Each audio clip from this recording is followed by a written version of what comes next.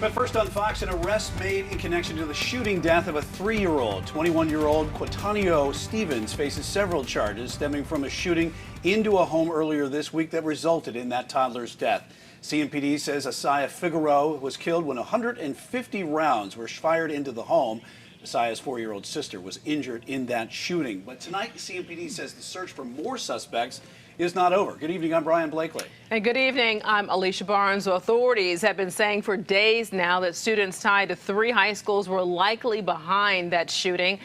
Well, tonight, Fox 46's Derek Dillinger found out that part of the reason Friday Night Football is seeing more police presence is because of this case. Chambers High School is in the middle of a lot right now. After last week's football game, shots were fired. CMPD also says students from here, as well as from 2 other schools, were involved in Asaya Figueroa's murder.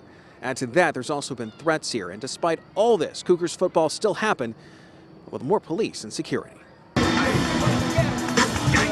There was something different about the Cougars game against Hickory Ridge. Between the plays, the cheering, and all the action, it did feel a little tense, and everyone knows why. I was at the last week's game, but I left right before the shooting happened. At this game and at many others across the district, there's the sight of more police. CMS says this is going to be a common sight. Unfortunately, we have to live in that world, but I'm glad to see that we do have the more heightened security. And the fact that it's here is also important. Julius Chambers High School has been in a spotlight this week, and not for good reasons. There was a threat a day before that kept many students away. The school, along with Hopewell High and North Meck, all threatened. CMPD says some students from those same 3 schools were also connected to this.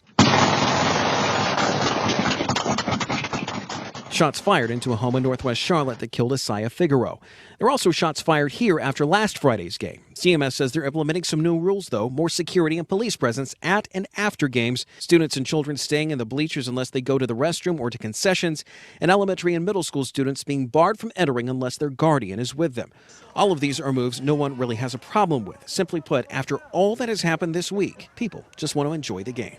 It's unexpected what's going on and everything else, but to have all these schools tied into together is really shameful. CMS says the extra police and security, along with the new rules they have in effect, will likely last through the remainder of the football season. In Charlotte, Derek Dillinger, Fox 46.